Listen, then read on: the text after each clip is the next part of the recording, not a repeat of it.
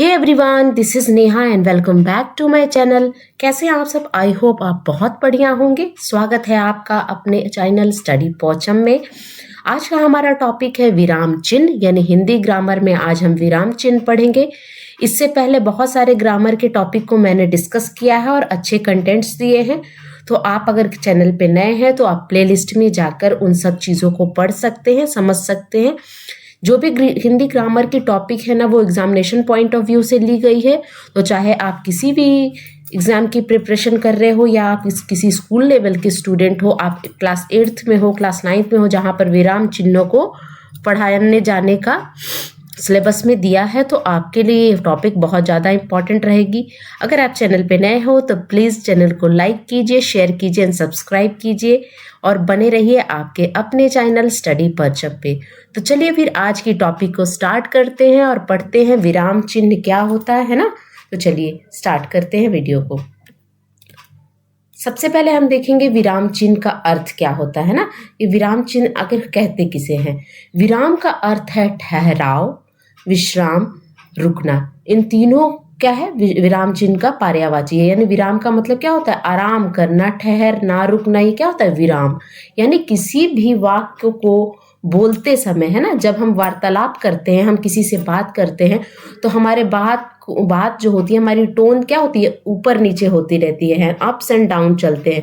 तो हम जब किसी चीज़ को अपने मुख से बोलते हैं है ना, तो हम जब बोलते हैं तो सामने वाला हमारे विचारों को, हम क्या बोलना चाह रहे हैं, वो बहुत अच्छे से समझ लेता है ना। कहाँ हम रुक रहे हैं, कहाँ हम प्रश्न कर रहे हैं, तो वो समझ ले सकता है। लेकिन जब हम अपने विचारों को लिखित अवस्था में लिखते हैं, हम जब लिखित रूप में व्यक्त करते हैं, तो आपको आपके लिखित विचारों को पढ़ने वाला आप क्या बताना चाहते हैं, आपके विचार क्या हैं, आपके विचार, आपके लिखने के जो तरीका है, जो आपका वे है लिखने में, उससे हमें क्या मीनिंग निकल के आ रही है, उसको करने के लिए हम किसका यूज करते हैं? अपने विचारों को दूसरे तक पहुंचाने के लिए। किस फॉर्म में? लिखित फॉर्म में, है ना। लिखित फॉर्म में जब अपने आप विचार को लिखते हो और अपने विचारों को आप चाहते हो कि आप जो लिखे हो, ज्यों को त्यों सुनने पढ़ने वाला जो आपके विचारों आपका लिखित फॉर्म में है, और उस विचार को जो आपके विचारों को पढ़ रहा है, वो जिस तरह आपने लिखा है, जो आपकी भाव थी लिखने की, वो उसी तरह क्या करे? ग्रहण करे, एक्सेप्ट करे। तो वहां पे किस चीज का जरूरत पड़ता है? विराम चिन्ह का जरूरत पड़ता है ना। तो हम समझेंगे कि कैसे एक ही वाक्य अगर हम दो तरह से पढ़े तो दोनों की मीनिंग कैसे अलग हो जाती है, मतलब अलग हो जाता है। तो वहां पे कौन काम करता है? विराम चिन्ह काम करता है ना। लिखते समय विराम को प्रकट करने के लिए लगाए जाने वाले चिन्हों को विराम चिन्ह कहते हैं ना। जैसे उदाहरण में मोहन पढ़ रहा है, मोहन पढ़ रहा है, यानी यहाँ पर हम पूर्ण विराम का प्रयोग कर रहे हैं। पूर्ण विराम एक विराम चिन्ह है। तो ये क्या है? समान सूचक है। हम नॉर्मली कोई बात को एकदम कोई उसमें ये भाव नहीं है, बस हम क्या करें, एक वाक्य बोले, उस वाक्य को हमने समाप्त कर दिया कि मोहन पढ़ रहा है। तो एक समान सूचक है, यहाँ पे पूर्ण विराम है। ये आप जो कहते हो पढ़ लोगे। लेकिन अगर हमने पढ़ा ताजमहल किसने बनवाया, तो हम अगर इसको पढ़ते हैं, ये क्या है? प्रश्न सूचक लगा है, यहाँ पे ये प्रश्न सूचक विराम चिन्ह का प्रयोग किया गया है। तो जब आप अगर ये प्रश्न सूचक नहीं रहे तो आप कैसे पढ़ोगे? मान लो कि ये आप प्रश्न सूचक यहाँ पर नहीं रहे, ठीक है, मैं इसको ये करके देखती हूँ, है ना। मान लो कि ये प्रश्न सूचक नहीं है आपके पास, तो आप कैसे पढ़ोगे? ताजमहल किसने बनवाया, इस तरह आप पढ़ोगे। लेकिन जैसे ही ये प्रश्न सूचक चिन्ह लग गया तो आप क्या पढ़ोगे? ताजमहल किसने बनवाया। यानी आप पूछना चाह रहे हो, किसी से प्रश्न कर रहे हो, तो विराम चिन्ह से क्या हो जाता है? आपका पंचुएशन मार्क इसको बोलते हैं इंग्लिश में, है ना, कि कहाँ आपको रुकना है, कितनी देर रुकना है, कैसे रुकना है ना। किसी भी दो शब्द को कैसे अलग करना है, तो वहां पे किसका प्रयोग किया जाता है? विराम चिन्ह का प्रयोग किया जाता है। ठीक है। विराम चिन्हों की जानकारी सभी के लिए बहुत अधिक आवश्यक होती है, क्योंकि यदि आप गलती से विराम चिन्हों को गलत उपयोग कर दें तो आपकी कही हुई बात का अर्थ बदल सकता है। यानी देखिए, अब मैं इसको बोल रही हूँ, मैंने ये 2-3 लाइनों को मैंने पढ़ा, किस तरह पढ़ा? क्योंकि यहाँ पर देखिए, यहाँ पे कहीं भी आपको विराम चिन्ह नहीं है, तो मैंने कहीं भी रुकना जरूरी नहीं समझा। लेकिन अगर कहीं विराम चिन्ह आ जाता तो मैं वहां पर रुक जाती। यहाँ पर एक विराम चिन्ह मिसिंग है, यहाँ पर क्या होना चाहिए था? यहाँ पे होना चाहिए था पूर्ण विराम, क्योंकि यहाँ पे हमारा सेंटेंस, हमारा वाक्य खत्म हुआ। ठीक है, तो क्या होता है कि विराम चिन्ह का जो है यूज है, जिसका क्या बोल रहा है यहाँ पे कि आवश्यक होता है, क्योंकि आपको क्या करना है, गलती से किसी भी विराम चिन्ह का, जैसे जहां पर आपको पूर्ण विराम लगाना है वहां पे आपने क्या दिया, विस्मयादि बोधक लगा दिया, तो उस पूरे के पूरे लाइन, पूरे के पूरे सेंटेंस, पूरे के पूरे वाक्य का मतलब बदल सकता है। इसीलिए आपको ये पता होना चाहिए कि कौन सा विराम चिन्ह कहाँ यूज करना है, कहाँ प्रयोग करना है। ठीक है, देखिए विराम चिन्ह का सबसे बड़ा रोल क्या कहाँ होता है? वाक्य शुद्धि में। अगर आपको पहचानने में आ जाए, अगर आपका एग्जामिनेशन में क्वेश्चन आ जाए कि आप बताइए कि इन चारों पांचों में से किस में त्रुटि है ना, तो आपको पढ़ने में सही लगेगा, लेकिन कहीं ना कहीं कोई विराम चिन्ह मिसिंग रहेगा और आपको वहां पे बताना रहेगा कि अरे इसमें विराम चिन्ह की त्रुटि है। तो उस तरह वाक्य शुद्धि में भी आपका बहुत ज्यादा यूटिलाइजेशन होता है, किसका? विराम चिन्ह का।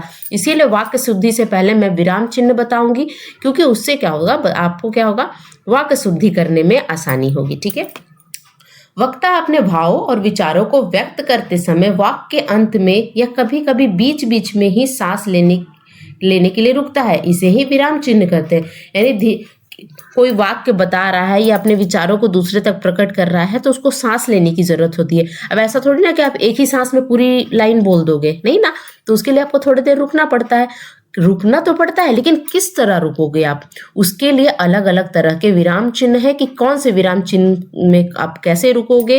तो सिंपल सी बात यह है कि आपकी लिखित भाषा में जो आपके विचार हैं, वो अगर पढ़ने वाला इंसान है और आपके विचारों को पढ़ के, आपके विचारों को, जो आपकी रियल थिंकिंग है उसको अगर वो समझना चाहता है, तो आप विराम चिन्ह के थ्रू आपके हूबहू लिखित भाषा को वो समझ सकता है। ठीक है, विराम चिन्हों के बदलने से वाक्य का अर्थ बदल जाता है। यानी आप विराम चिन्ह, जहां पे क्वेश्चन मार्क लगाना है वहां पे आप क्या लगा दिए, ये लगा दिए विस्मयादि बोधक। जहां पे आपको लगाना है पूर्ण विराम, वहां पे आप लगा दिए प्रश्नवाचक। तो क्या हो जाएगा, वहां पे आपका विराम चिन्ह लगने से क्या हो जाएगा, वाक्य का मतलब ही बदल जाएगा, अर्थ बदल जाएगा। जैसे अब मैंने कहा ना कि देखिए एक ही वाक्य को दो तरह से कैसे लिखेंगे और कैसे मतलब बदल जाता है दो विराम चिन्हों का यूज करके, और कहाँ यूज करना, ये भी कब यूज करना है, कहाँ यूज करना है, इसकी आपको पूरी जानकारी होनी चाहिए। जैसे देखिए यहाँ पे हमने क्या लिया है, हमने अल्प विराम लिया है ना, अल्प विराम, ये जो सिंगल रहता है ना,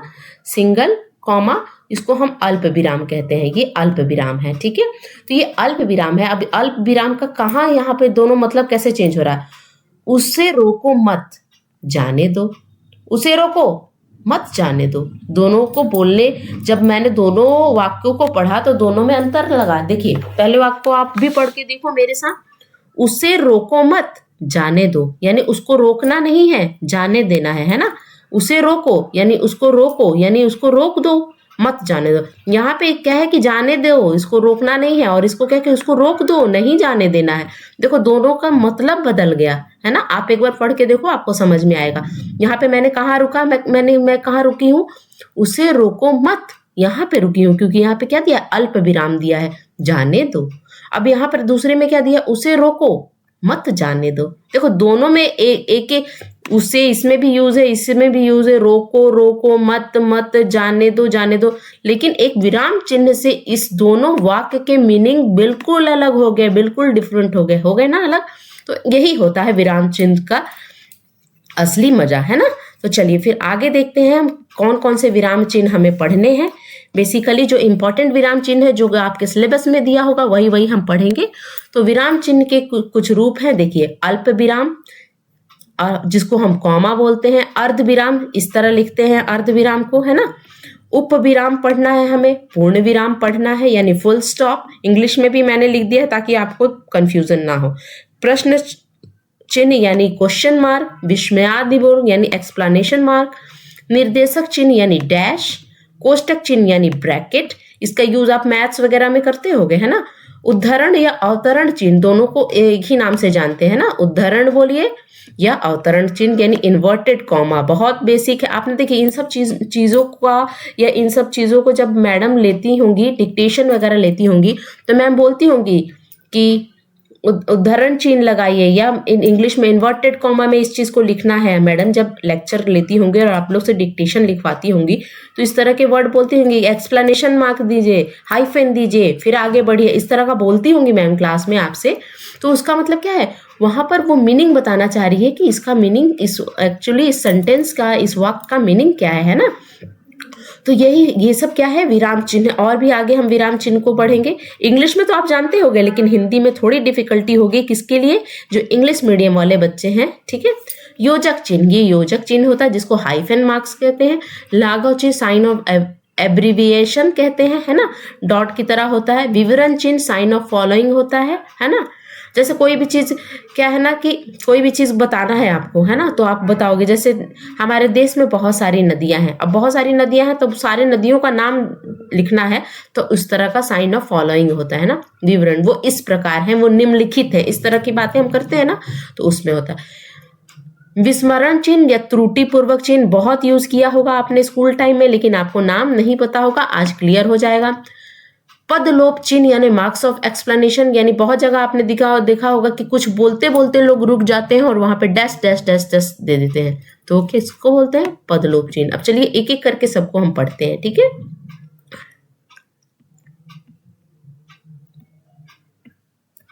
सबसे पहले अल्प विराम। अल्प विराम आप देख लीजिए किसे बोलते हैं, जब सिंगल कॉमा रहता है ना, उसको हम अल्प विराम कहते हैं, ठीक है।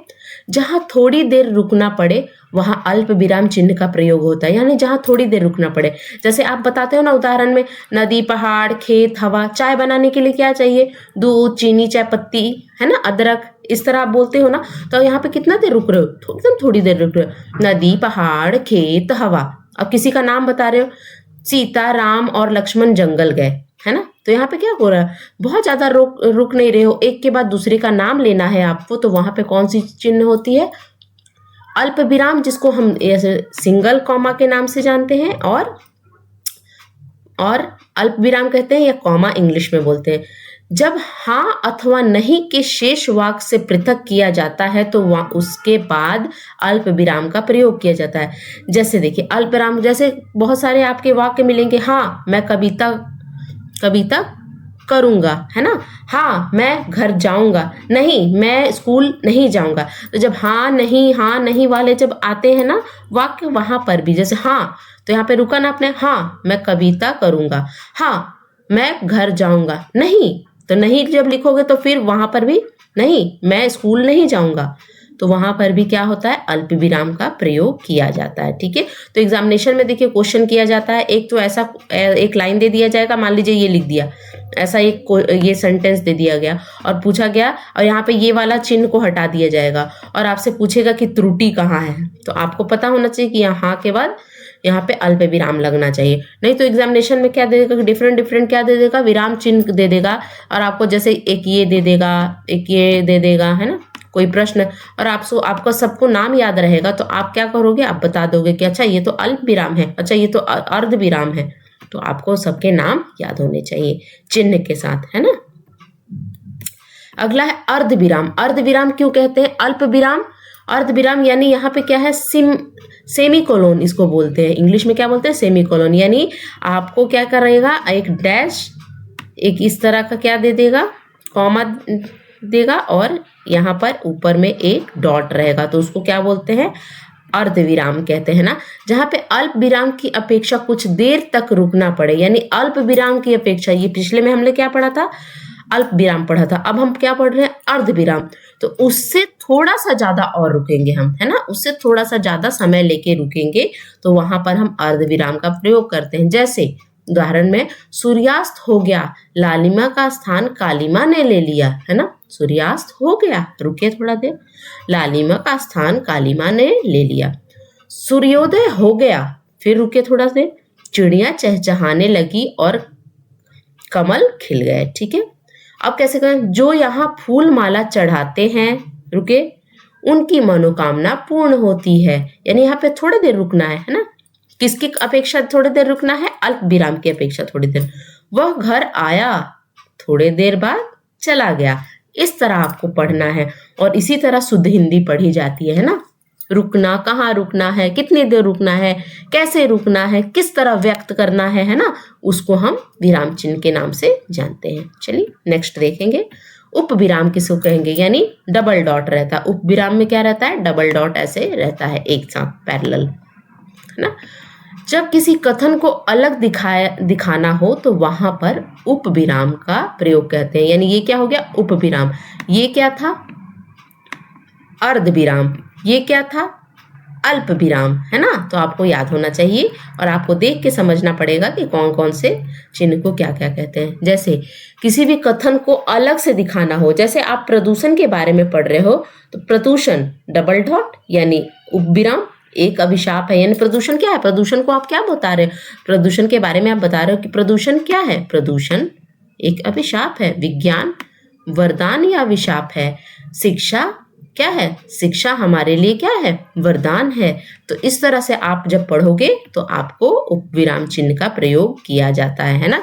यानी किसी भी चीज को अलग करने के लिए, है ना, अलग से दिखाने के लिए हम कौन सा चिन्ह का प्रयोग करते हैं, उपविराम चिन्ह का प्रयोग करते हैं। ठीक है, नेक्स्ट देखेंगे पूर्ण विराम। ये आप बहुत ज्यादा यूज करते होगे, इंग्लिश में आप ऐसे यूज करते हो, हिंदी में तो आप ऐसे स्टिक की तरह यूज करते हो, इंग्लिश में आप ऐसे यूज करते हो डॉट, है ना।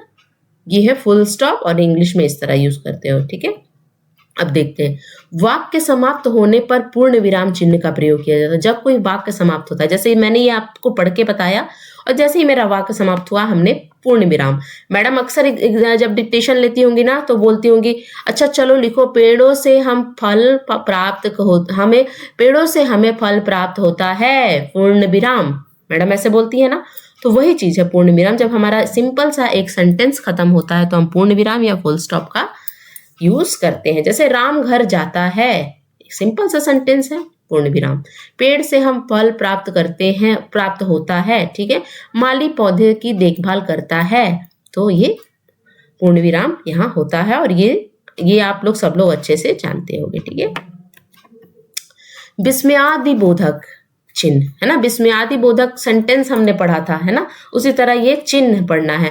इसका क्या होता है, विस्मयादि बोधक सेंटेंस को यानी वाक्य को समझने के लिए हम क्या समझते थे कि इस तरह का विस्मयादि चिन्ह रहेगा तो वो विस्मयादि बोधक क्या हो जाएगा, वाक्य हो जाएगा। जैसे ये जितने भी वाक्य दिख रहे हैं ना, ये हाय वह मर गया, आह कितना सुहावना मौसम है, अरे बरसात होने लगी, तो ये सब क्या है, विस्मयादिबोधक वाक्य भी हैं। और विस्मयादिबोधक वाक्य कैसे बनते हैं, विस्मयादिबोधक चिन्ह से, जिसको हम इंग्लिश में क्या बोलते हैं, एक्सक्लेमेशन मार्क्स बोलते हैं। ठीक है, यह विस्मयादिबोधक चिन्ह अव्यय शब्दों के आगे लगाया जाता है। अव्यय शब्दों के आगे लगाया जाता है। अव्यय शब्द जो भी अविकारी शब्द हैं, किसी भी स्थिति में परिवर्तित नहीं होते हैं। इस चिन्ह का प्रयोग विस्मय का मतलब क्या होता है, आश्चर्य होता है, हर्ष, है ना, विस्मय हर्ष हो, घृणा हो, छी, इस तरह के बात बोलते हैं ना, घृणा करने में हम लोग क्या बोलते हैं, छी। हर्ष के लिए क्या, कौन सा विस्मयादिबोधक शब्द यूज करते हैं, वाह। शोक के लिए हाय यूज करते हैं ना। आदि मनोभाव को व्यक्त करने के लिए इन चिन्हों का प्रयोग किया जाता है। अब जैसे विस्मयादिबोधक शब्द कौन कौन से हैं, हाय, आह, छी, अरे, शाबाश। जब खुश होते हैं तो शाबाश।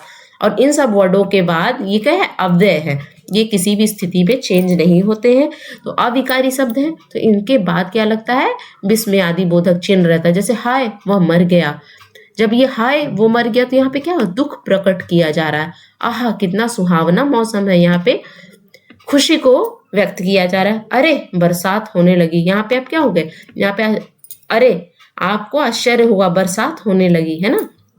तो ये विस्मयादिबोधक चिन्ह है। ठीक है, आगे देखते हैं क्या पढ़ रहे, कौन सी चिन्ह को पढ़ना है हमें, निर्देशक चिन्ह। निर्देशक चिन्ह यानी डैश, जो आप डैश पढ़ते हो ना, डैश बोलते हो ना, मैडम अक्सर डिक्टेशन बोलती है डैश दे के लिखो, इस तरह बोलती है ना, तो उस तरह हम निर्देशक चिन्ह से बोलते हैं। निर्देशक चिन्ह का प्रयोग विषय विवाद संबंधी प्रत्येक शीर्षक के आगे, उदाहरण के पश्चात भी देते हैं।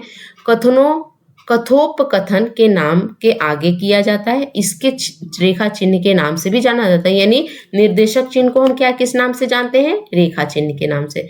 जैसे अब किसी उदाहरण में हम देख रहे हैं कि जैसे हम लिखते हैं ना, तो जैसे क्या, फलों के नाम हैं, आपने लिखा फलों के नाम है, जैसे अनार, आम, संतरा। जैसे करोगे तो आपको यहाँ पे एक लंबा सा डैश दोगे जिसको हम निर्देशक चिन्ह दें, अनार, आम, संतरा। अध्यापक, अब अध्यापक क्या बोल रहे हैं, अध्यापक और बच्चों के बीच में मान लीजिए बात चल रही है, तो अध्यापक क्या बोल रहा है, तुम जा सकते हो, है ना। अध्यापक तुम जा सकते हो, बच्चा सर मैं अंदर आ सकता हूँ। तो इस तरह के जब वर्ड होते हैं तो वहां पे कौन सा चिन्ह होता है, वहां पे उस वाक्य में निर्देशक चिन्ह का प्रयोग किया जाता है। ठीक है, आगे देखेंगे कौन सा चिन्ह पढ़ेंगे हम, कोष्टक चिन्ह, जिसको हम ब्रैकेट बोलते हैं। अब देखिए ये कर्ली ब्रैकेट है, ये बिग ब्रैकेट है ना, और ये स्मॉल ब्रैकेट है। तो इन सब चीज़ों का यूज़ कहाँ करते हैं हम ज़्यादातर मैथमेटिक्स में करते हैं, लेकिन हिंदी में हम बस एक ब्रैकेट का यूज़ करते हैं जिसको हम ये बोलते हैं कोष्टक, है ना। कोष्टक चिन्ह का प्रयोग अर्थ को और अधिक स्पष्ट करने के लिए शब्द का अथवा वाक्यांश का कोष्टक के अंदर लिखकर किया जाता है। यानी किसी भी चीज को आपको समझाना है, जैसे आपने कहा, आपने बोला नेताजी। अब नेताजी को हम किसके लिए यूज करते हैं, नेताजी।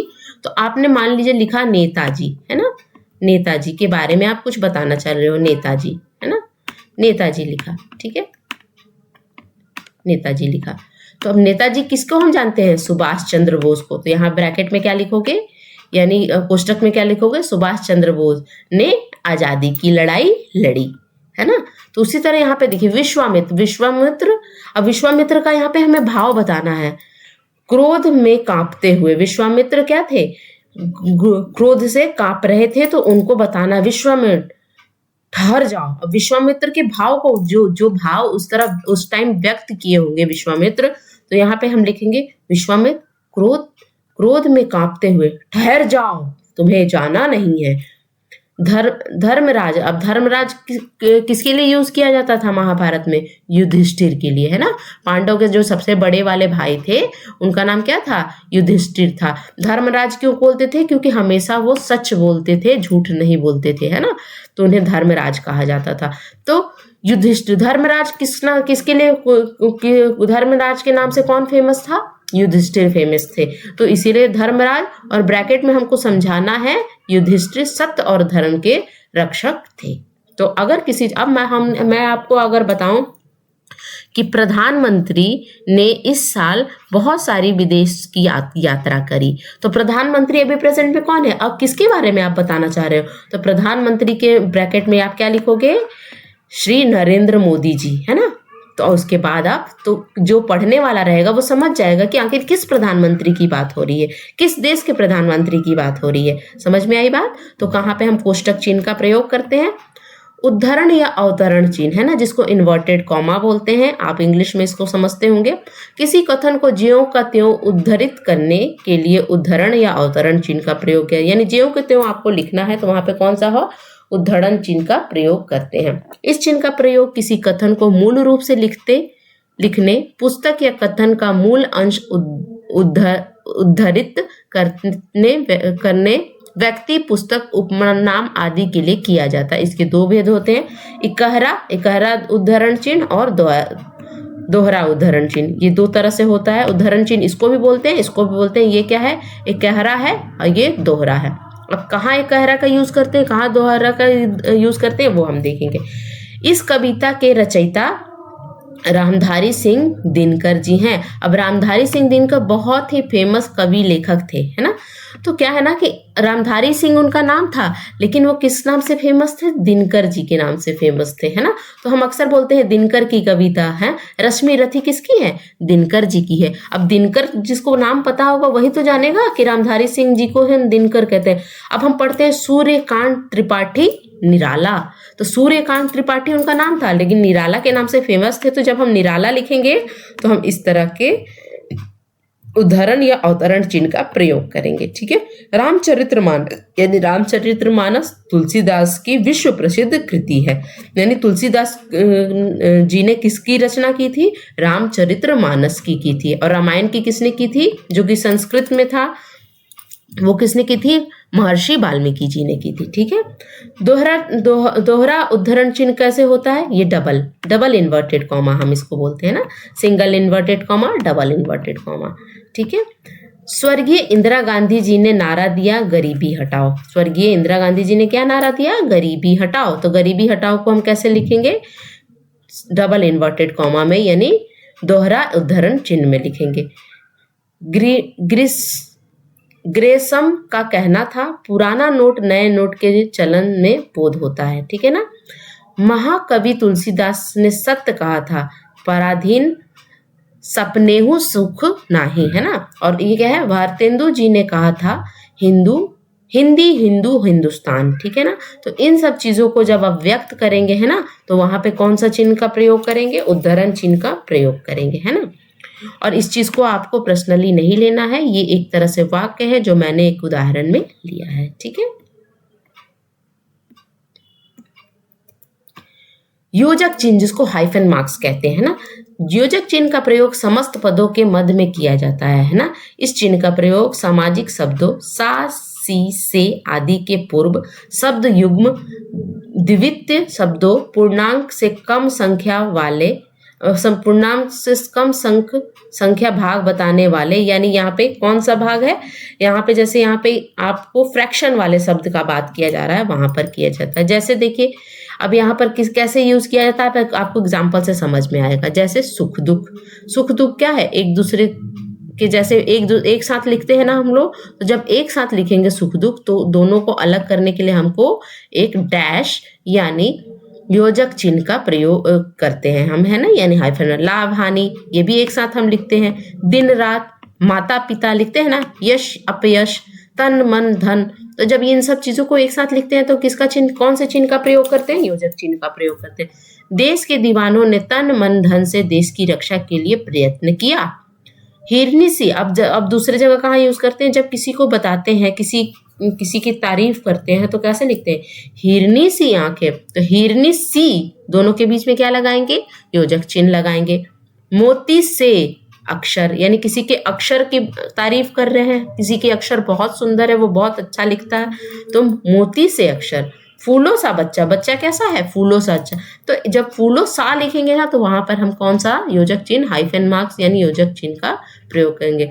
मैंने बताया ना कि मैथ्स जब पूर्णांक से कम संख्या भाग बताने वाले, यानी पूर्णांक से कम संख्या, यानी 1/3 जब लिखेंगे, 3/10 लिखेंगे, 3/10 यानी 3 का 10वां भाग, 1/3, 1 का 3रा भाग, 1/4, 1 का 4था भाग, तब हम कौन से चिन्ह का प्रयोग करेंगे? योजक चिन्ह का प्रयोग करते हैं। ठीक है। अगला है लाघव चिन्ह। लाघव चिन्ह क्या है? किसी बड़े शब्द, जिसको साइन ऑफ एब्रीविएशन भी कहते हैं, किसी बड़े शब्द को संक्षेप यानी छोटा करके लिखने के लिए कुछ अंश लिखकर लाघव चिन्ह लगाकर दिया जाता है। यानी कोई भी बड़ा चीज है, आप बड़ा शब्द है और उसको आप छोटा करके लिखना चाहते हो, तो आप कौन से चिन्ह का प्रयोग करोगे? लाघव चिन्ह का प्रयोग। इसको संक्षेपण चिन्ह भी कहते हैं। अब इसको क्या बोलते हैं? दूसरा नाम क्या है? यानी दो नाम मैंने क्यों बताया है? क्योंकि आपको एग्जामिनेशन में लाघव ना लिख के संक्षेपण आ जाए। अब जैसे उत्तर प्रदेश के लिए, अब उत्तर प्रदेश एक राज्य है, तो नाम बड़ा है, तो हम कैसे लिखते हैं? उत्तर, ऐसे लाघव चिन्ह देंगे। अब प्रदेश, प्र लिख के और यहाँ पे गोल। उसी तरह मध्य प्रदेश के लिए भी हम लिख सकते हैं। डॉक्टर के लिए, है ना, पूरा वर्ड ना लिख के संक्षिप्त में आपको लिखना है ना, तो आपको क्या करना है? डॉक्टर लिख दिए। इंजीनियर के लिए इन, ये और डॉट दे दिए, है ना। अब जैसे आप बहुत बार लिखते हो ना कि आपको पूरा प्रश्न नहीं लिखना है, तो आप सीधे लिखते हो प्रश्न, प्र लिख के ऐसे दे देते हो। उत्तर लिख के उ लिख के आप ऐसे दे देते हो। तो ये क्या है? ये लाघव चिन्ह है। ये जो आपको चिन्ह दिख रहा है गोल वाला, किसी भी चीज को शॉर्ट में लिखना होता है तो आप कौन सा चिन्ह यूज करते हो? लाघव। लाघव मतलब ये होता है छोटा। ठीक है।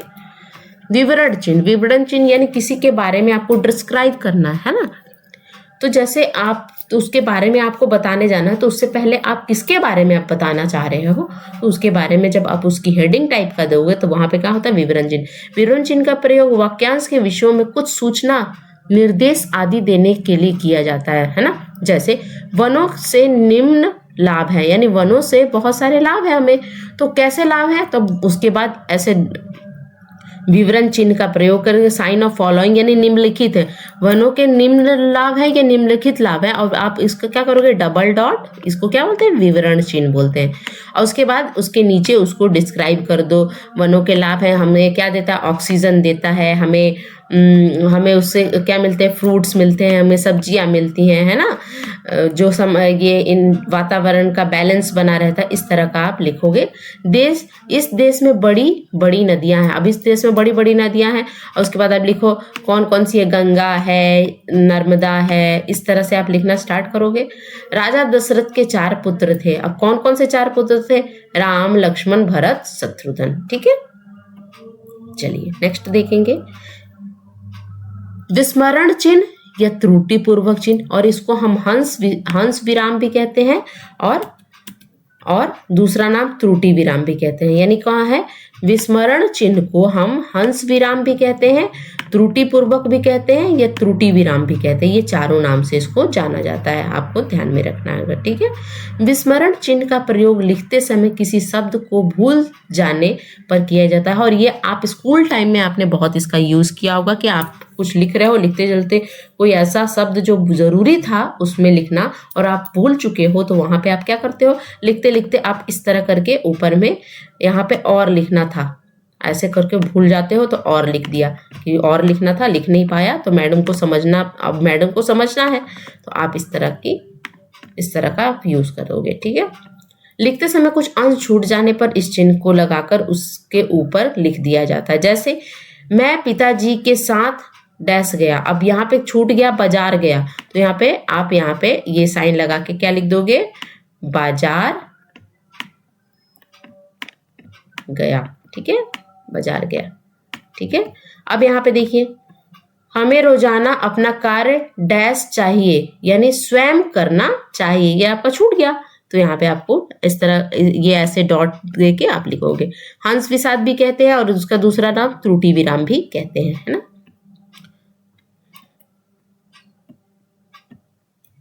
अब है पद लोप चिन्ह, है ना, मार्क्स ऑफ एक्सप्लेनेशन। ठीक है, मार्क्स ऑफ इलिप्सिस कहते हैं इसको। ठीक है ना, इसे अंग्रेजी में मार्क्स ऑफ ओमेशन भी कहते हैं। ठीक है, इसका प्रतीक चिन्ह है dash dash dot dot dot dot. कैसे है, इस तरह कोई भी चीज लिख के बहुत सारा आप डॉट दे दोगे तो डॉट डॉट डॉट। इस वाक्य को लिखते समय उसको छोड़ना पड़े तब लोप चिन्ह का प्रयोग किया जाता है।